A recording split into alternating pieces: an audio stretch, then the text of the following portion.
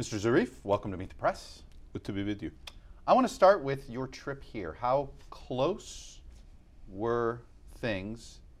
How close did it come to have President Rouhani and President Trump meet? Well, the French did a lot of work, and we appreciate the work by the French. A lot of other people tried to intervene. But the problem was, President Trump, based on what I can analyze, is more interested in a meeting than the substance of a meeting. For us, the substance is important. And that's why maybe we walked past each other. We could never get to the same wavelength. Why not? You say he just wants a meeting. Well, find out. Why not find out what he would say at a meeting? I mean, you've watched the North Koreans. Do you think that has helped the North Koreans? Not really, because the North Koreans have not had any of their sanctions removed after the meeting, and the demands continue from the United States. And in our case, it's a different situation because North Koreans did not have a 159-page agreement that they had reached only 3 years ago with the United States, which became a part of a Security Council resolution. So we were not working from scratch. And it has negative implications for our economy. To have a failed meeting with President Trump, we have been able to control some of the damage that was inflicted on our economy last year when President Trump unilaterally withdrew from JCPOA, from the nuclear deal. We have recovered 30% of our currency, which was lost, the value of our currency, which was lost after the withdrawal. Now it's approaching stabilization. If we did it again, unmet expectations could put another shock. Okay, but did you really think everything was going to be done in one meeting? It seems as if a first meeting simply to even de-escalate the personal relationship might be a step to a second meeting. But the problem is we have a situation where President Trump announced just before the meeting that he wanted to hold with Iran. He sent several emissaries to us that he wanted to have a meeting. But then he said in his press conference that Iranians are asking for a meeting and I haven't accepted yet. This is not a good base to start. He said in his statement before the General Assembly that I'm not going to remove the sanctions, I'm only going to increase the sanctions. These are the subjects of a violation by the United States. By the way, we're not asking the United States for charity. We're not asking for the United States for aid. What we are asking the United States is not even to do business with us, not to even buy oil from us. All we're asking the United States is to allow others to do what they want to do with Iran. Not even use the dollar. They can do their own business with Iran. And that is in line with the Security Council resolution. The United States, President Trump is punishing other countries for observing international law. That's all we want to ask him to end. Do you believe the Europeans can make up? They have offered to do a loan to sort of, if you stay within the agreement. It's not a loan. Okay. It's basically a credit in lieu of the oil that we're supposed to sell. Okay. Because we don't want a loan from anybody. We're a rich country. Fair enough. Do you believe they can follow through with their promises? I don't think that they have a good track record.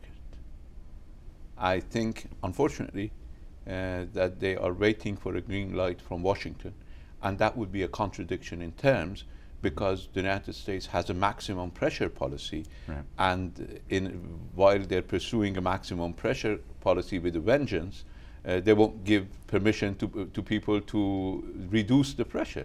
Let me ask you this: Why did you make the decision when the U.S. pulled out of the agreement, and you're trying to work with the Europeans?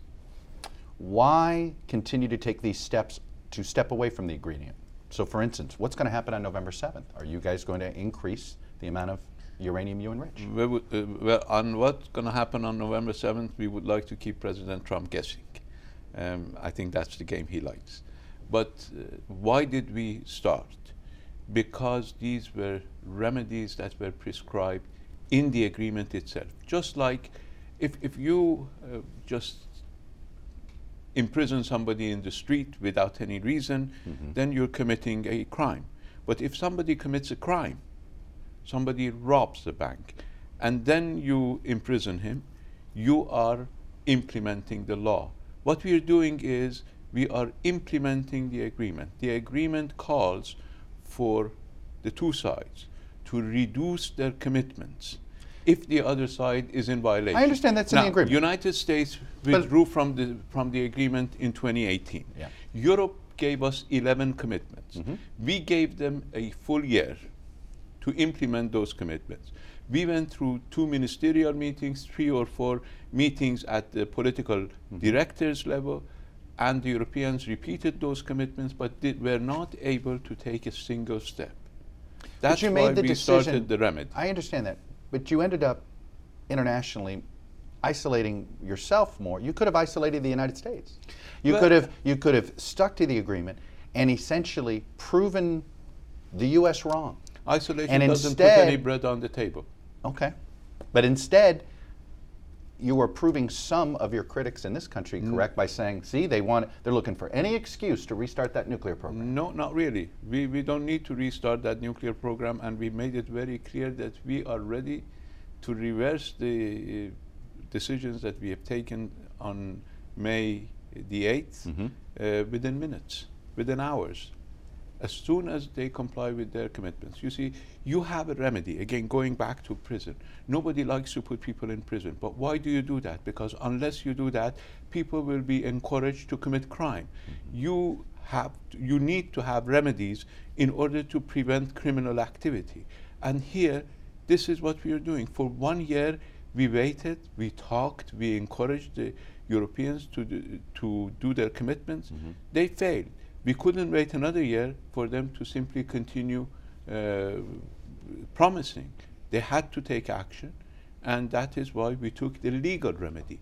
This is within the agreement. You see, this agreement, I negotiated the agreement, and this agreement was negotiated based on mistrust. That is why we even saw in the agreement how we would deal with violations. Okay. And this is how we are supposed to deal with violations. The United States, if it were a law-abiding country, could have used the same procedure. If it believed that Iran was doing something that was wrong, it could have taken the course that we took. Would you, considering what you just said here, you just said the United States is violating law.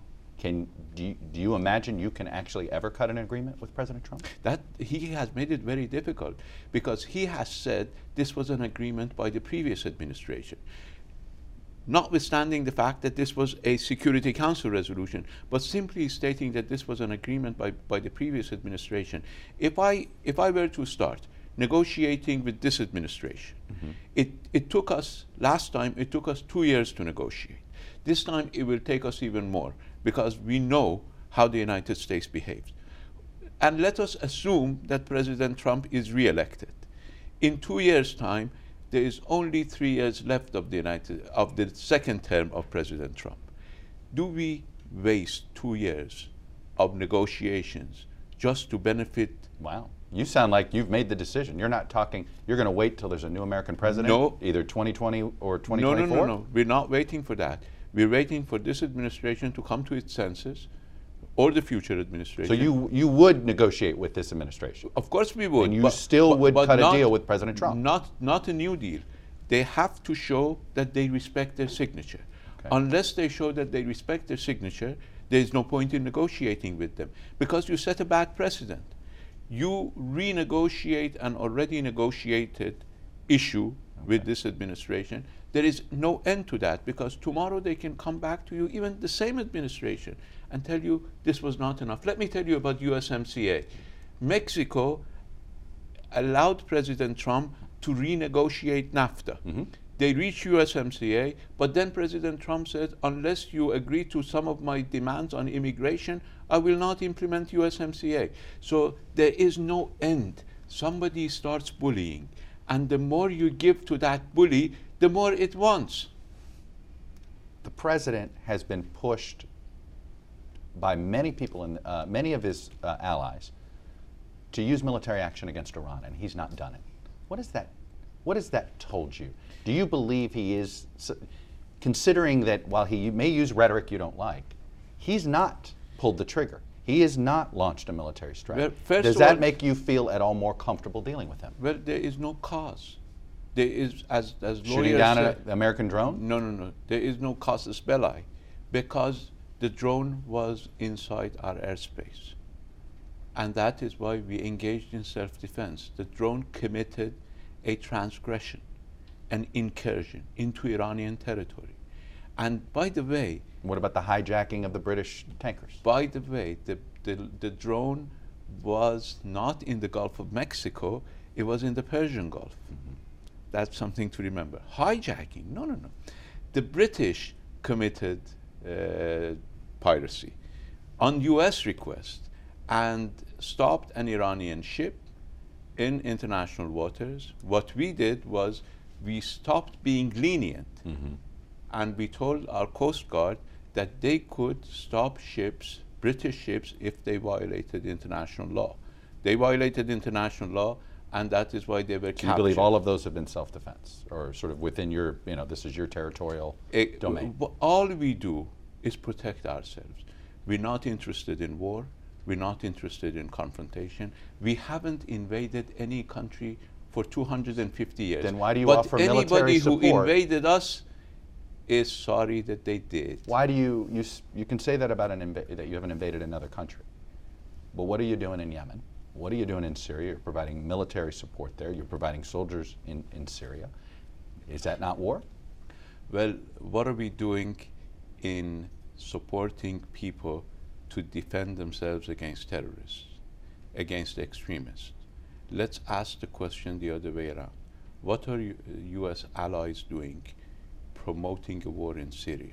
What are U.S. allies doing capturing a prime minister, imprisoning a prime minister, or taking him hostage for several weeks? What are you? I'm talking about the prime minister of Lebanon. Lebanon. That was not the United States. But U.S. allies. I mean, you're talking about Saudi Arabia. Yes, they won't be able to do these with impunity. The United States has allowed them to literally get away with murder, get away with butchering of an individual, of a journalist. Are you at war with Saudi Arabia?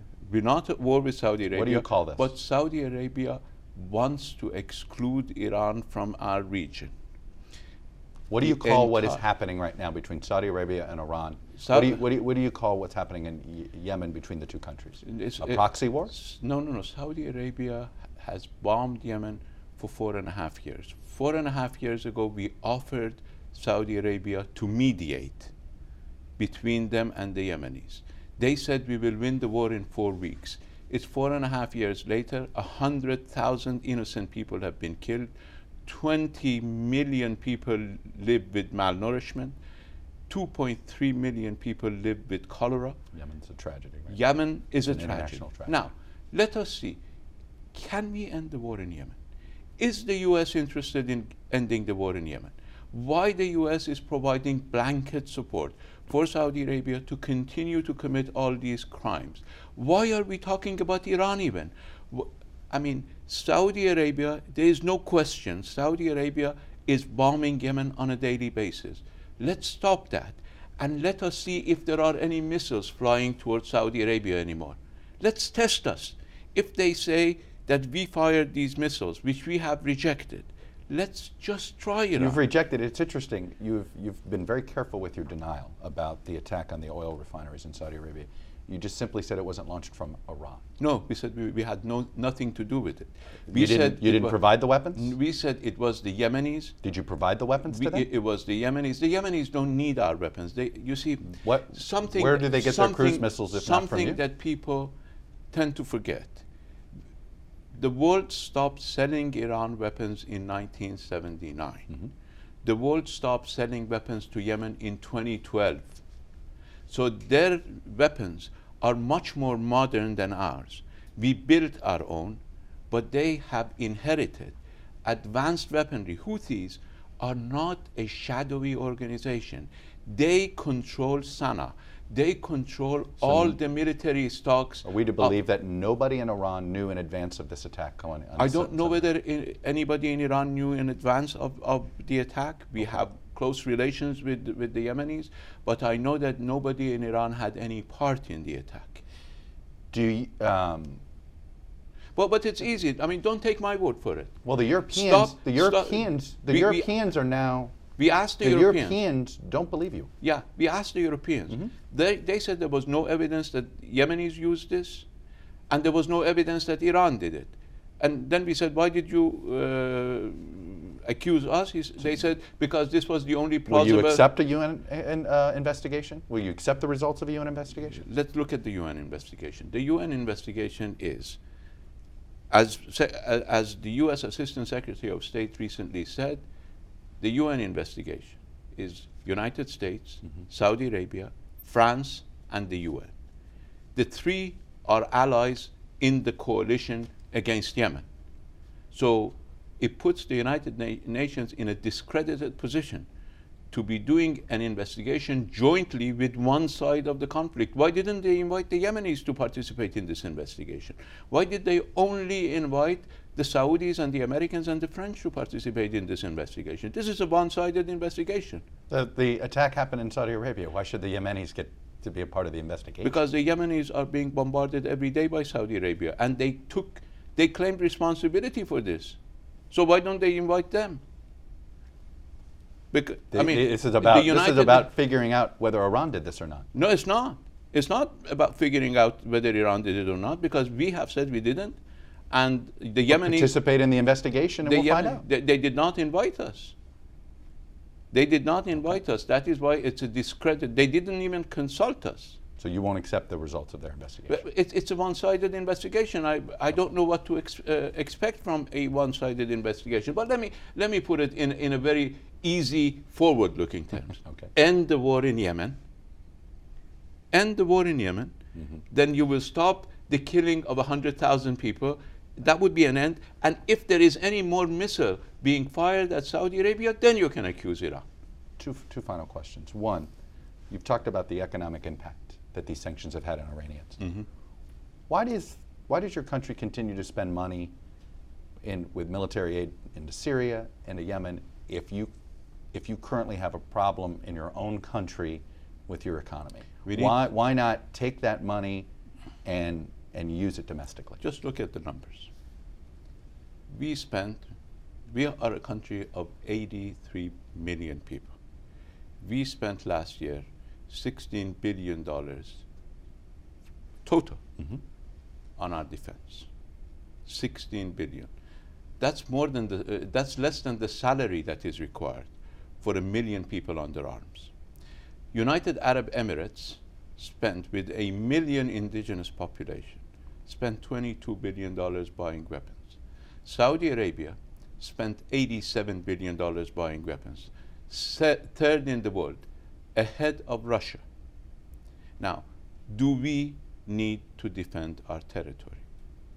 I think people are forgetting all about our experience, 8 years, being subjected to a war financed by Saudi Arabia, supported by everybody in the world. The Soviets gave Saddam Hussein MiG fighters. The Americans gave him AWACS reconnaissance. The Brits gave him Chieftain tanks. The French gave him Mirage fighters and Exocet missiles. The Germans gave him chemical weapons. Everybody supported him. We were alone. We need to defend our country. We are a country that has been attacked. Without international assistance, we helped our people. We resisted the attack. We will never allow it to happen again. One final question. Our intelligence agencies have said that your country is among the countries that are attempting to interfere in our election via cyber intrusions, and very similarly to what the Russians did. Is this a tactic you guys is this a tactic you think is an effective tactic? We don't have a preference in your election to intervene in that election. That doesn't mean you wouldn't mess around and interfere. No, we don't interfere in the internal affairs of another country. But there is a cyber war going on. The United States started that cyber war. with attacking our nuclear facilities in a very dangerous, irresponsible way that could have killed millions of people. You remember Stuxnet. You remember Zero Day. You remember. So you view this as a operation. you remember Operation Olympic. You believe so there is a cyber war that you can retaliate on cyber, and Iran is engaged in that cyber war. But any war that the United States starts, it won't be able to finish. Mr. Zarif, I will leave it there. Thank you for coming on and sharing your views, sir. Thank you.